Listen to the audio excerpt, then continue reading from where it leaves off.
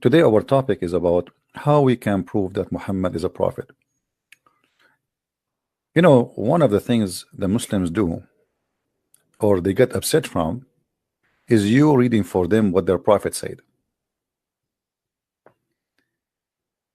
I mean, those people, they are so proud about their prophet, but the second you start showing them what their prophet said, they get so upset. Very interesting.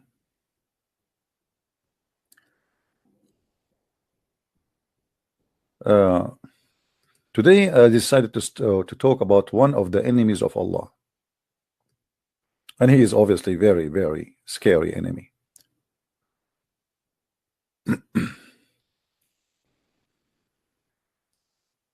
I think all of you know this creature, right? He's a small, tiny one. They are cute, and actually they kill insects, spiders, and it's good to have them around your house.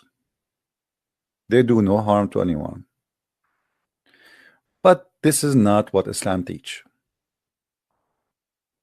Muhammad, he announced this little tiny animal who is in the size of your finger, that he is the enemy of Allah. And all of us, we have to do jihad against him. And obviously, I mean, there is something behind this. It must be something big. If you are looking for a proof that Muhammad is a prophet, I think we found it.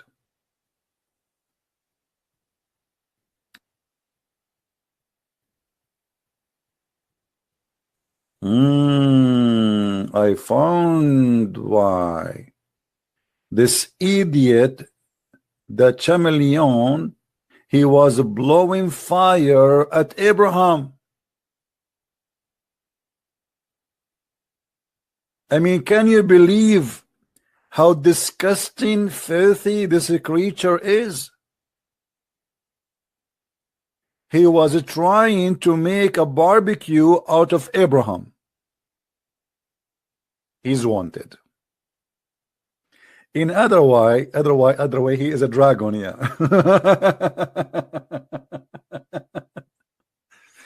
I mean, you are telling me and Muhammad is not a prophet? What's wrong with you? Why you people don't use your brain? I mean, you see, I noticed that Christians, Hindus, Buddhists, Jews, atheists, I mean, all of you have a problem. Only Muslims, they understand the universe and how it functions. And the prophet, he announced that we should kill this creature because he is the enemy of Allah.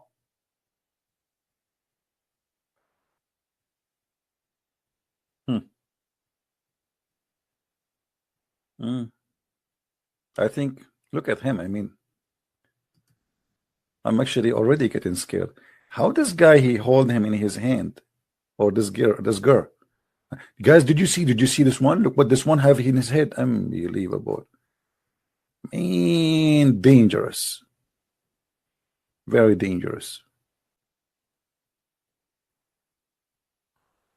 Okay, let's see here. We have somebody trying to call.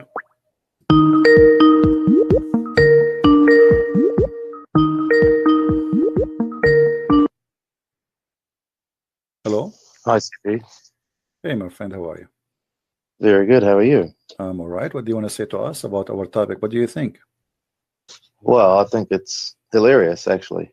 You are an ex-Muslim. I see that your text saying you're ex-Muslim, right? I am indeed, yes. All right. Why you left Islam, my friend? Can't you see all the evidence the Prophet he is coming with? I know. I just don't think I'm smart enough to be a Muslim, obviously. Sorry. Did you take some vitamin? Did you check a doctor? You know? I don't think any doctor in the world can help me. Oh, no, I can find someone. There's a doctor. She is a belly dancer. She can help you. She can convince you. She will give you black label and she will do some dance for you, and she will say to you, I'm a virgin, which is absolutely not true, but she will make you believe in Allah right away. It sounds wonderful, doesn't it? I mean, I know, especially if somebody else pay for it. So I actually wanted to, a little bit away from this topic, CP, I actually just wanted to you always mention about the pagan side of Islam, obviously, with the black stone kissing. But I haven't actually heard you mention one of the most paganistic practices they have, which is Eid al-Adha. Now, that is, in my opinion, one of the most pagan and original pagan practices, where they are offering a blood sacrifice to the gods or to the god in order to please the god. And when you ask a Muslim about this, they'll say, well, we're actually giving this food to the poor. And if you say, well, how about you give the poor some vegetables or something else, any other type of food, that's not allowed. You have to actually slaughter the animal to please God. And that practice by itself is extremely pagan. Well, Probably the most them, original this pagan. This is story. The Muslim, they claim that they are doing that because Abraham did that. But in fact, in the Quran, it says that when Allah, and this is a story, supposedly stolen from the Old Testament, in the Old Testament, God, he ordered Abraham as a test of God that he should slaughter his son, and then he obeyed, but he did not. So God here, he sent a sacrifice. If you ask the Muslims, they say to you, we don't sacrifice, but in fact, they do sacrifice in order to be forgiven to God. As you say, they sacrifice blood to be forgiven, Yeah. But everything in Islam is either stolen from the Jews or from pagan practice before them. Absolutely. And that was actually the reason why I decided to leave, is because originally it started off with me. I was a very, very hardcore Muslim. I prayed 5 times a day. I did the fasting. I read the Quran every Ramadan, all of that kind of stuff. And then I started to having debates in school with some of my Christian friends, thinking that I have the right way and I have the right religion, and very arrogant about it, until they very clearly showed me some holes. And I just realized that every time you just ask a question about anything to do with Islam, you just have no answers. Nobody can give you an answer. They either shout at you, tell you you're not allowed to ask this, they try to scare you into not asking the question, or they try to convince you that there's something wrong with your thinking. Yeah. And that's the problem. They make you think that because you're using your brain, you're in the wrong. Yeah. So how ridiculous is that? You left Islam because you were watching my videos? Actually, no. I've been probably an ex-Muslim for about 5-6 years now. I'm 32 years old. But I stumbled across your videos because I watch a lot of other stuff. I'm not sure if you're aware. I'm not sure if you noticed my accent in Arabic when I spoke it, but I'm originally Egyptian. So, I'm not sure if you've heard of Sharif Gabir or Hamid Abdus-Samad or any of these. Yeah, I heard of him.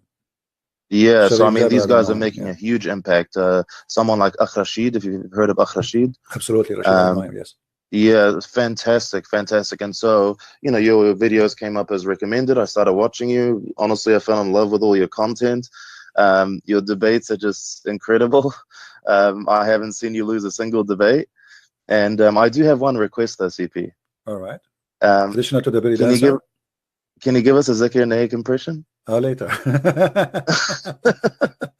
All right, my friend. Thank you. I will go back to my topic. Hey, thank you for calling. Thank you so much. Thank you. Take care. Bye-bye. So, guys, the gentleman who called, he is an ex-Muslim and he is an Egyptian, as he said. And as you see, people, they notice how stupid this cult and they leave.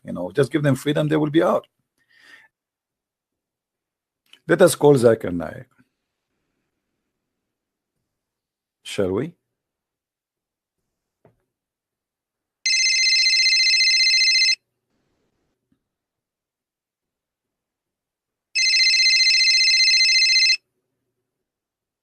Hello? Assalamu alaikum. I told you 1,000 times, don't call me. But brother, we have a very important question and we cannot find somebody who can answer it except you. You are the person of knowledge. You are a walking, talking library. Okay, you know what? I'm going to forgive you only. I will give you only this opportunity. And you can ask me one question. Not 2, not 3. Go ahead. What about the prophet ordering to kill the lizard, Mr. Lizard, and he think he is the enemy of Allah? Why is that? According to scientific discovery, and you can watch Discovery Channel, it said that Can you call me later? Why, brother? Because I just saw a lizard in the wall of my house. I'm going to kill it and I will call you back. Brother, can you kill it later? Okay, I will kill it later. What was the question? Why the prophet he ordered to kill the lizard? Do you have an explanation? Absolutely. The prophet, he never speak from his own mind. He always get guidance and inspiration from Allah. So Allah, he told him to kill the wizard. Why he want to kill the lizard? First of all, many of you are very naive and think that the lizard is a very, very nice creature. Actually, me myself, when I was a kid, I used to play with it. But after I became educated, I learned that it's extremely dangerous. But the lizard don't kill anyone, just eat insect. They never harm a human being. I mean, what this lizard can do? Have you ever experienced a fire in your house? Not really. If you call the fire department, they will find and they will tell you that 99% of fire happen around the world, including volcano. It happened because of lizard, because he is a small dragon. Lizard is a small dragon? Absolutely. If you open the mouth of the lizard, you can even light his cigarette from his mouth. From the mouth of the lizard we can light up our cigarette? I am telling you, you are ignorant, and this is why I don't like to talk to you.